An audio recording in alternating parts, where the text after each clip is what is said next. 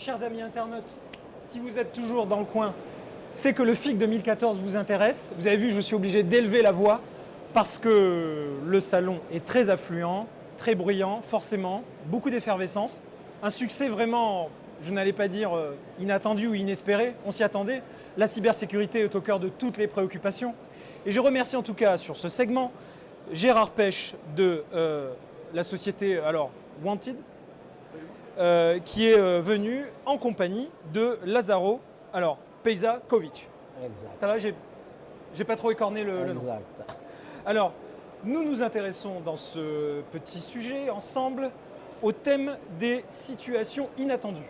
Alors, vous avez proposé ce sujet, j'ai envie de vous demander pourquoi, sans enfoncer évidemment de portes ouvertes, parce que par définition de la cybersécurité, ce qui se passe en cas d'attaque, c'est généralement inattendu. Mais j'imagine que vous réfléchissez à un petit guide de survie pour les responsables sécurité dans les entreprises, pour affronter l'inattendu. C'est un petit peu ça le fond de la réflexion. Je vous laisse nous expliquer pourquoi. Le fond de la réflexion est qu'il faut enclencher une démarche plus globale pour faire face effectivement à ces situations inattendues. Moi, ce qui m'anime, ce qui motive, c'est globalement effectivement l'accroissement de la complexité que nous pouvons noter notamment, puisque nous sommes ici pour parler de cyberespace, dans le cyberespace. C'est-à-dire que nous avons l'habitude de largement évoquer les systèmes d'information, la protection des systèmes d'information, support de gestion contenant les données, mais de plus en plus nous évoquons les systèmes industriels, c'est-à-dire l'élargissement du périmètre vers les systèmes opérationnels, ce qu'on a coutume d'appeler les SCADA, et aujourd'hui et demain les objets connectés, la révolution numérique. On va parler d'avions connectés, de véhicules, de voitures connectées, de smart grids, de systèmes de santé et de patients encore une fois reliés. Et cette multiplication des interdépendances, des interconnexions font qu'effectivement nous devons nous poser la question sur le fait la sécurité globale existe-t-elle, sera-t-elle possible? Je suis convaincu que effectivement de plus en plus il sera difficile d'assurer la sécurité et donc par conséquent de nous intéresser à des systèmes qui devront fonctionner en cas d'attaque ou de surprise en marche dégradée et de nous intéresser également à la gestion des crises, de revisiter l'ensemble de ces concepts de la continuité et de la gestion de crise. Ça va être aussi important de travailler la réaction que de travailler la protection. Alors, je pose cette question aux deux, Lazaro ou Gérard. Si tant est que l'on doive choisir un concept, une notion clé qu'il vous est le plus souvent nécessaire d'introduire, à titre pédagogique, quand vous parlez des responsables sécurité. Quel est le concept, quelle est la notion sur lequel vous faites le plus souvent de la pédagogie, s'il vous plaît? Quels sont les, vous voyez ce que je veux dire? Quels sont les fondamentaux qu'il vous est le plus souvent nécessaire de rappeler? C'est ça le fond de ma question. Pour moi, dans le droit fil de ce que je viens d'énoncer, l'élément clé, c'est le décloisonnement, la transversalité et l'approche globale. Donc alors, est-ce que vous pouvez un peu définir décloisonnement, transversalité, ça, donner quelques éléments de lecture? Globalement, ce que nous pouvons constater, après on voudra avoir l'avis de Lazaro, c'est ce que je constate dans les entreprises et les administrations, c'est que les experts sécurité sont multiples. C'est-à-dire que vous avez effectivement le RSSI, nous sommes au cœur de la grand-messe du RSSI aujourd'hui dans ce forum cyber, mais aussi les directions sûreté, sécurité, continuité d'activité, gestion des risques, risk manager. C'est pour ça que vous faites référence à du décloisonnement? Absolument. Vous voulez dire que les deux départements dialoguent pas suffisamment? Les 5-6 départements ne dialoguent pas suffisamment et il va falloir remettre en cause, puisque nous parlons de système opérationnel, d'objets connectés, il va falloir remettre en place le métier au centre du dispositif pour qu'il puisse effectivement être éduqué et exprimer ses besoins par rapport à des systèmes que les experts ne connaissent pas suffisamment et souvent sont dépassés aujourd'hui par la complexité de l'expertise. Alors, dépassé par la complicité de l'expertise, merci, c'est la transition parfaite pour parler à Lazaro. Est-ce que vous êtes d'accord avec cette idée qu'il va falloir remettre le métier au cœur et peut-être éventuellement le redéfinir, ce métier?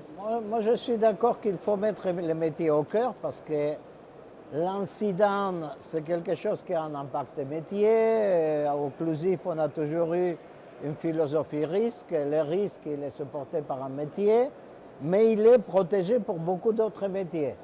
Donc je suis d'accord avec Gérard que la transversalité, c'est un des points clés.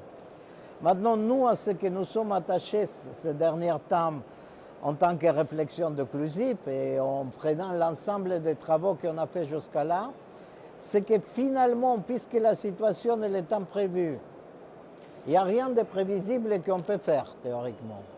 Or, nous considérons qu'il y a quelque chose de prévisible qu'on peut faire Et cette chose, c'est d'avoir des éléments permettant une réaction rapide. Alors, au risque de surprendre, je peux avoir 14 catalogues produits, je ne trouverai rien pour ma réaction rapide dans les produits. Je trouverai déjà la façon de limiter l'impact de l'incident, ce qui est déjà pas trop mal. Mais au-delà, c'est de l'humain. Avant tout, du personnel formé. Alors, au risque de contredire certains discours, nous croyons que les entreprises doivent avoir des experts.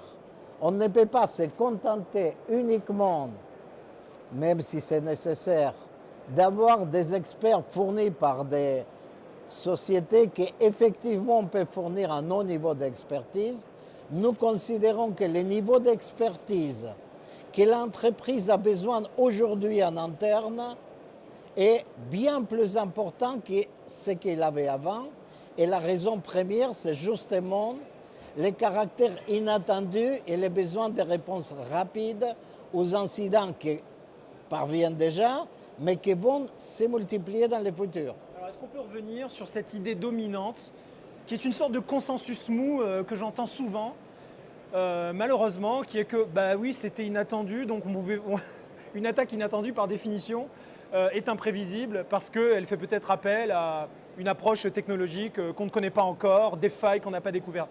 Vous avez mis le doigt là-dessus, Lazaro, et vous avez rapidement évoqué la possibilité d'une prédictibilité minimaliste. Alors, quelle est votre préconisation, quelle est votre pensée, votre doctrine là-dessus pour soutenir ce propos? Qu'est-ce qui fait qu'on peut effectivement casser cette idée dominante qui est que, voilà, par définition de l'imprévisible, on ne peut pas s'y préparer? On peut s'y préparer. Enfin, Patrick Payoux, ce matin, a évoqué le monde médical. Il fait le parallèle avec le monde médical. Donc, moi, j'aurais tendance à dire, pour continuer ce parallèle avec le monde médical, deux notions. La première, c'est qu'effectivement, prédictibilité, il peut y avoir, application de bonnes pratiques, mais nous pouvons être face à des pandémies. Donc, nous aurons les mêmes réflexes que lorsqu'il s'agit de traiter une pandémie, c'est-à-dire par définition un caractère imprévisible. On peut même pas connaître la nature de la souche qui touche les populations. Donc, il faut s'y préparer et les plans pandémie ont montré qu'on pouvait s'y préparer, mais ils ont démontré également que nous n'étions pas prêts. C'est-à-dire que globalement, les acteurs ne sont pas prêts à faire face à une pandémie, on peut faire le parallèle. Le second, c'est la perfection du corps humain, c'est-à-dire que là aussi, peu importe le scénario, quand vous avez un choc, globalement, votre organisme se met immédiatement en résistance, c'est-à-dire corps, poumon, cerveau, enfin tout le reste y compris peut se mettre en coma, c'est-à-dire on assure l'essentiel, et encore une fois, peu importe le scénario.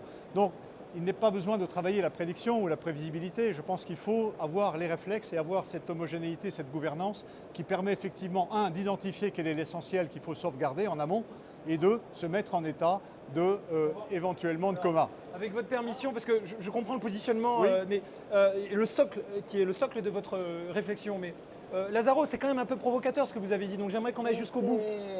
Mais j'ai effectivement, je veux dire, les incidents seront imprédictibles. Qu'est-ce que pour moi une entreprise doit prédire? Voilà. Il doit prédire. Alors, c'est très paradoxal, mais il doit prédire qu'elle devra faire face à l'imprédictible. Alors, faire face à l'imprédictible, ça veut dire se préparer à avoir des éléments auxquels elle pourra avoir recours, dont en premier lieu les niveaux d'expertise nécessaires, mais les éléments sont très variés et sont au-delà des systèmes d'information. Je voudrais juste vous donner un exemple.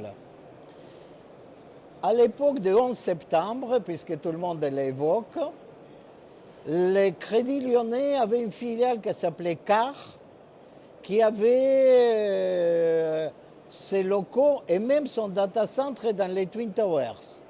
L'un au 30e étage, l'autre à 40 et quelques. Et il avait un extraordinaire plan de secours. Il l'avait testé, il l'avait travaillé, ils avaient tout fait. Quand le 11 septembre arrive, techniquement, le plan de secours est prêt au bout de 6 ou 8 heures. Je ne me souviens pas les chiffres que m'avaient donné les responsables de sécurité de Crédit Lyonnais. mais des points de vue informatiques, le lendemain matin, CAR pouvait continuer à travailler. Donc ils prennent le personnel et ils l'amènent à l'endroit où le personnel devait travailler. Il s'agissait d'une tour de 63 étages. Il n'y a personne faisant partie du personnel de CAR qui en a voulu monter. Et CAR s'en est sorti parce que, par chance, les ressources humaines avaient un contrat avec un cabinet de psy qui a travaillé 4 jours avec le personnel et qui a réussi à que le personnel accepte d'aller dans les centres de secours. Vous voyez qu'il y a des choses auxquelles il faut recourir qui sont assez imprévisibles et qui ne sont pas nécessairement chez vous. C'est pour ça que la transversalité dont parlait Gérard est essentielle.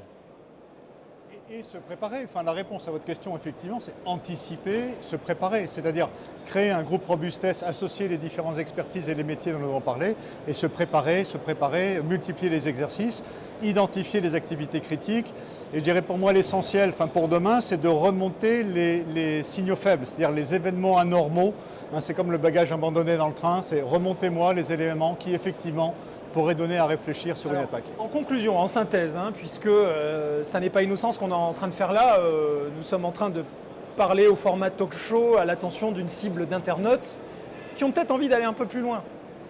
J'aimerais vous proposer de faire appel à l'intelligence collective pour imaginer une suite à ce sujet.